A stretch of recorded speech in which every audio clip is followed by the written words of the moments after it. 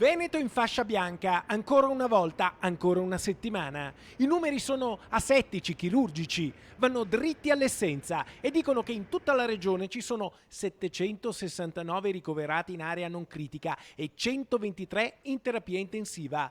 Negli ospedali del Lussotto i dati sono persino migliori. Solo 4 pazienti su 101 sono in terapia intensiva, 1 vaccinato e 3 non vaccinati. Insomma, facendo un rapido calcolo, in questa fase dell'epidemia aumentano i contagiati, 371 casi ogni 100.000 abitanti, ma rispetto al passato sono molto meno in proporzione i pazienti gravi.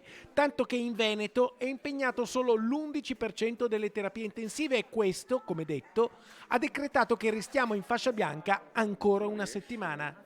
Ma vediamo chi a oggi ha bisogno di un ricovero in ospedale ogni 100.000 abitanti. Gli adolescenti tra i 12 e i 19 anni sono solo 1,7, tra i 20 e i 39 anni sono 12,6 i ricoverati non vaccinati, 0,3 i vaccinati. 34,6 i non vaccinati finiti in ospedale tra i 40 e i 59 anni, 1,5 i vaccinati.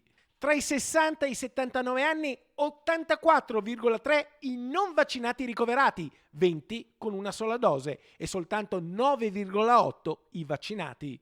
Oltre gli 80 anni poi sono 99,9 i ricoverati non vaccinati e 30,1 i vaccinati. Insomma, nel complesso in Veneto il 78% dei pazienti in terapia intensiva non sono vaccinati. Se la pressione sulla sanità è ancora sopportabile è perché la campagna di immunizzazione sta funzionando. Il rischio di un Natale in zona gialla è molto alto, ma il sistema Veneto a oggi regge e questa è già una piccola luce in fondo al tunnel.